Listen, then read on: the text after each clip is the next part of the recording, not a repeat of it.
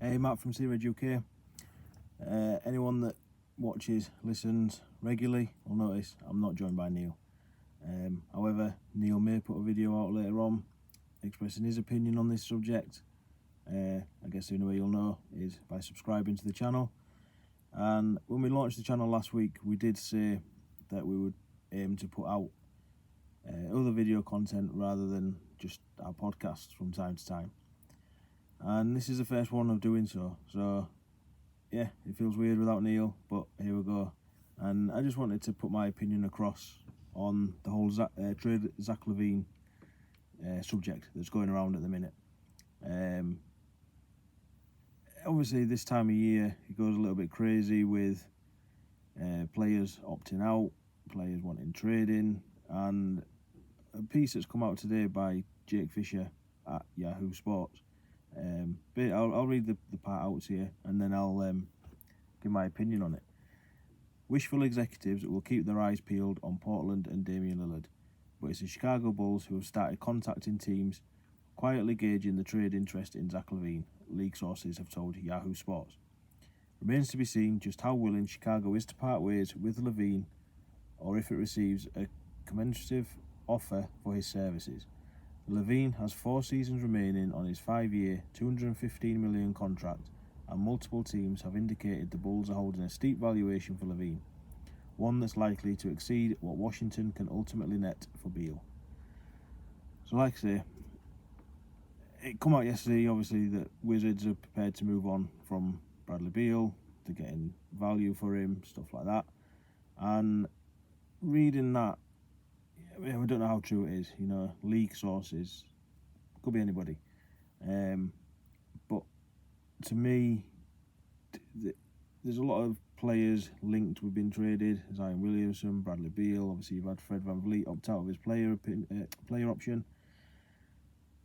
So there's going to be a lot of movement. And I think Bulls are just trying to see what the value for Zach's going to be. He's got a player he's compared to all the time, Bradley Beal. He wants to see what Wizards are getting for him, then they'll know what they can get for Zach. That's what I'm guessing. That's my opinion. And to me, you've got 3 options with Zach. You either keep him and you try to build another team around him. We know what Zach is. We know what Zach's not. We know what his shortfalls are. We know he's not a number 1 option. But the time he's been at Bulls, apart from the last 2 years, he's never had a team around him that is capable of helping him get to the next level as well as Bulls get to the next level. The last 2 years when he has had that team around him, a major part of that team, i.e. Lonzo Ball, hasn't been there. So the vision what AK had to put this team around him, he knew what pieces needed to be around him. Knew he needed a point guard, knew he needed extra shooting, knew he needed extra help on defense. That's what Lonzo Ball was going to do. And we saw that in the 35 games last year where we were topping the East.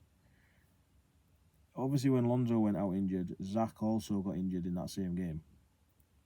Fortunately, Zach was able to carry on playing. Obviously, made another All-Star appearance in that time. Got to the playoffs in that time. But he wasn't fit.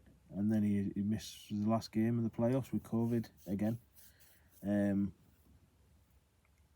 So I think if they're to keep him, it's basically the last chance they've got to build some sort of a team around him. And I think that means moving on from DeMar as well to do so. We also need to get in a legit point guard if that's what they're going to do. Because we can't hang on for Lonzo Ball anymore. We just know that's not an option. So, like it or not, if Zach's here to stay, I think that's the option. You've got to try and rebuild another team, or retool, more to the point, another team around him. Option 2, if you're going to use Zach as the piece to trade into the draft, i.e. that top 3 pick, you need it to be for the 2nd pick, because there's no guarantee that Hornets don't pick Scoot.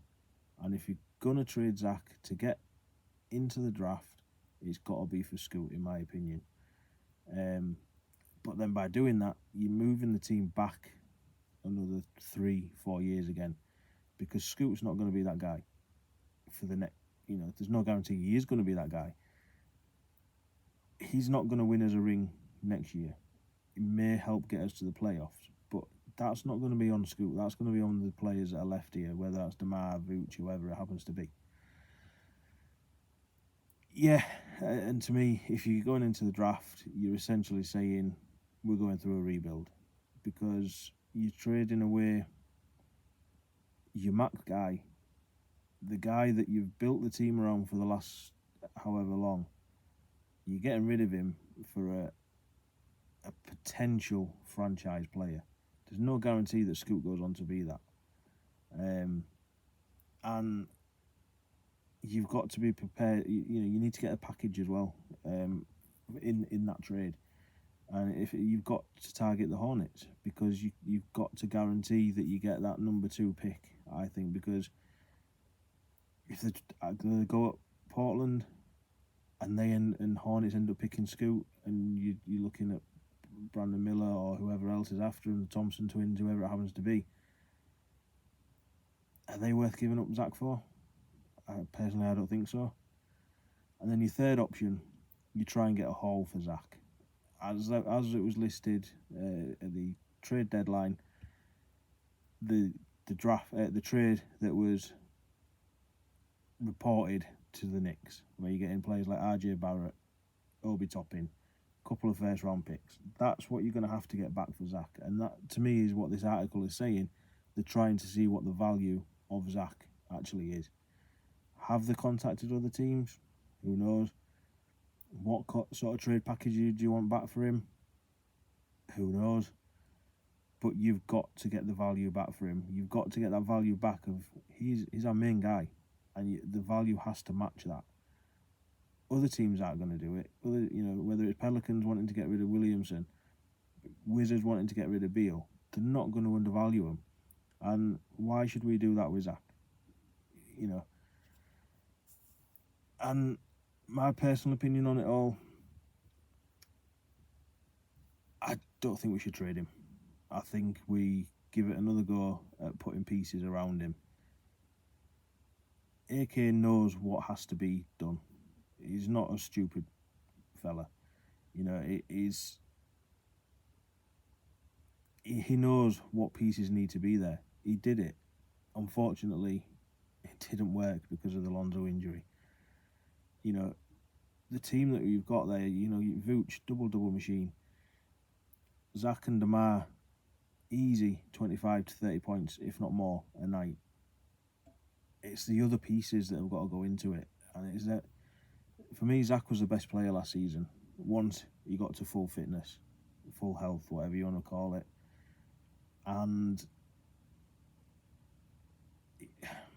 comparing it to the Jimmy trade, I think if you get rid of Zach now, in 5-6 years' time, whatever happens to be, we're going to be in the same position. Why did we get rid of him? Because he goes to somewhere like Lakers, goes to somewhere like Knicks. I'm not saying he wins a ring, but where he's not the main guy, where he's got other all-star level players around him, possible superstar level players around him, he's getting to conference finals, he's getting to the finals, he's competing for rings. The same as what Jimmy's done. So I'd just say, be careful what you wish for. It's as simple as that. If you wish that Zach gets traded, you've got to hope, pray, whatever, that you get the package back for him that you want. If we keep him, it means getting rid of other players who you may find popular. You may be your favourite player, i.e. DeMar DeRozan. So yeah, that's my take on it. Let me know in the comments on this, or on Twitter, or wherever you see it, what your opinion is. Tell me I'm right, tell me I'm wrong. I'm not bothered. Like I say, it was just another way of putting out a bit more content, and like I say, you might get a video of Neil later on tonight. And yeah, thanks for watching. Thanks for following, everything like that. And as usual, see you Red UK, quite simply, Chicago Bulls thing.